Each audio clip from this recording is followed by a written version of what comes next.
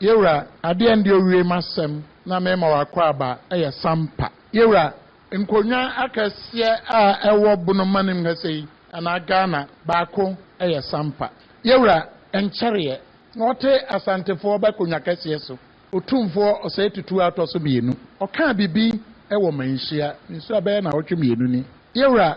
asem na oka ye no Yewra mammo akira Ghana fo bente ase. Yewra okaya se sampa akonya baayede babua wo mra kwanso amane kwanso abede amabi a ono ne di na obo ya na chese obo me amadamfo tole sangba jafla se ono ne di sa akonya no. Yewra sa asem ya opanyin kase okaye no nokre ni ya na emu bi oyeye ya se hene kase oka bibi sa na ebo akire na Yewra onye nokre na me ka kire Ghana po a otumfuo se tutu a otoso mienu Asantehene prekope no na sem o kan se court abua sa asem no a kire nipa kra odi sampa hene no enye nokre na nokre ni nie se ansa na ginaye bi besi ne Manhyia no Yewra na asem no nipa baako ode abeto ha nipa na obeto ode beto ha no eye nipa a oni otumfuo enam no sama tole sangba jafla ode beto ha se krom ha se fia ono ka ho ma abusua kuro ba miensa no be di sampa akonya na mmom ne pen so se ese odi Yewra nkanya anu ni asem ne ko Manhyia fikasiem nipa miensa na ono ode na sem ko ye no ba ko yi ba ko afirim Yewra ade a Yewra oka ye no na ohwe kura na ode obo politicians hochi obo odini regional minister obo odini obo police panyini se DC obo interior minister obo chieftaincy minister to a larger extent abane na name Manhyia wa mpesa Ghana di bia hu se sampa asem no de bebobo dina ende be mo bunu regional house of chiefs be mo Manhyia eyaya na yakofa aba abane de ne hunnim abane be de ne ho abam na Yewra o kana sem no o kan bibi se Yewra tole samma jafla se oba ni kroma homma ne kwane eno so enye nokre broni bekase ye papabo falsehood enye nokre justice ankama ye tole samma jafla enye madam fo no onfri sampa wona tim sini kwane na mmom mpese kana fo nyina nhu se ne ntia me madam fo no na no de obom dini na ayemsu na hwenro obom dini se menka ho bi na ontimi ni na mpese Ghana fo nyina na otumfuo bente se otumfuo ne sama jafla enya mmene memani ni hene enya mmene memani ni hene eye sampa fo no nya badwene se bagina tum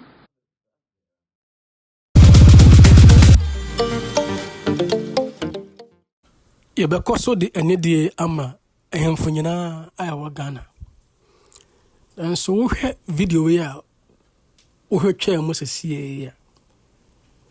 asefem ohene enka nhye na yonko hene se onka na kore ewo bedwam yewo bedwam kasa ene yewo asem ohene ka so wo hye nipa ene yewo kasa ohene ene ne ma ene ne yere ka na wo fie ne yema kasa fedie se kasa wo nipam se wo hene a ntimi nka nkyere oyonko hene a wo bono so won kranza se techima se bono area mu ho baby ya se ohene we wonka na kore eno nya ohene kasa ohene betima kase mahimfi ha de uro ha ye de nokre ene ka asem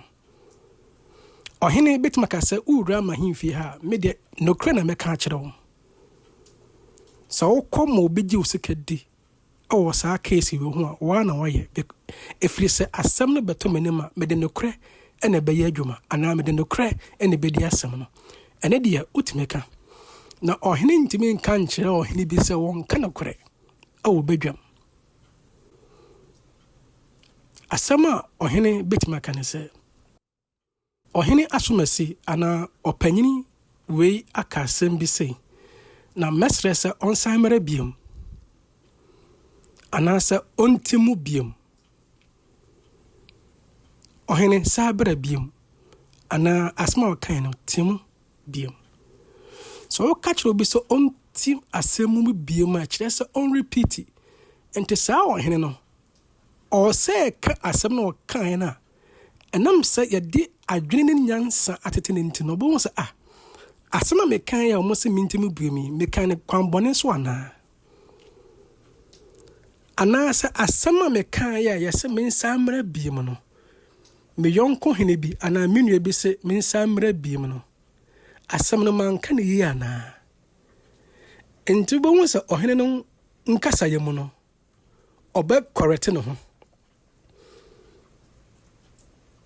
correction bi bia ono abe correct if you say the nyansa ni adwene adom no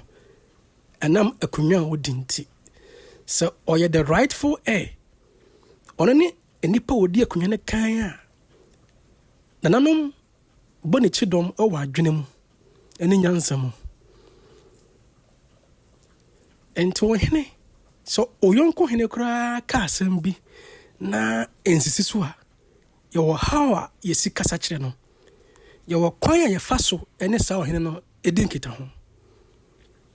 momientie asema ohene bi kan emre bi atwam eye nanagema mbadu ya National Security Minister, Minister for Interior, Chieftaincy Minister, now no other. Until some mere Bono Regional Minister, and an unreal penasem, yen in the 3 years. Not be ought to a young Pia de Banoso. Say, Kana our Pasua, or Yanin be by near the Bemuni, some pass but none of them can be. Because I have national security issue. And I need Pana away, some man can one man. Nanko can be on Jan Obeka and Obetin and just yet on Jassia. Obi kasa obi to ayampia. Even so, yamfane say mema minu na ehia. Na bako kachira bako se wo to ayampia.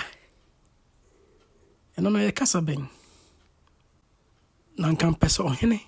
a wote adwam. Doma kunya enye kunya ketwasa. Doma eye kunya ache ewo Ghana. Omahini na che tim so Dormaahene tena dwam na National Security Minister, Chieftaincy Minister, Bono Regional Minister ewo ho na etomo twene ho hia na so se obi tutu ayampia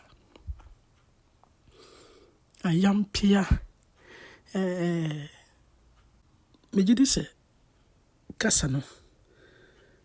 ohene tena dwam onhwene mienu the way we say kasa no onhwene mienu yemu bi yenyenyene no yani abonofo yani akwapemfo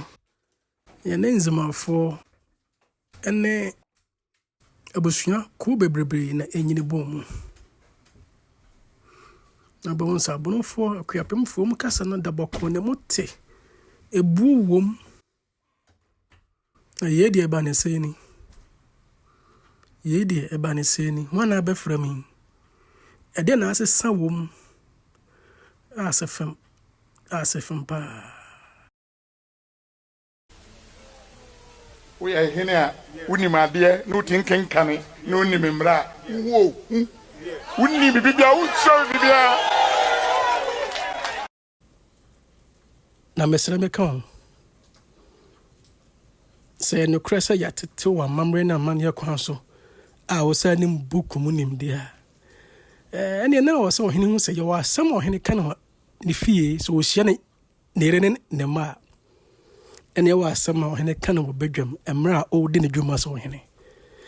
ene ye wo nkoma ohene so etime kachen ne yonko hene ana se ye wo nkra a ohene timita na hemfie to ema ye de koma ne yonko hene se asema wakan edi ebia sa timu biem ana sabra biem ana se nana hwene mienu o ka kire ohene bi se asema wakan no ohwene mienu a it means there is a loophole somewhere asema wakan no say tokro de baby ana se baby teach makakra so na wa hu se ono oyonko hene ana panyine bi na edin kita ho asema ohene ko kan edi sabe asefempa mpanyina tena sujumadi na wotie no se eye wakono eye ofe eye oda obetimi asubscribe mehia wɔ ha da bia bra na yɛmfa adwene mepɛ sɛ mesua deɛ firi wo hɔ mepɛ sɛ mesua pii na afiri wo hɔ na nso so bia da ko bi wobɛnya biribi ato okotodwam de abɔbra meda wase pii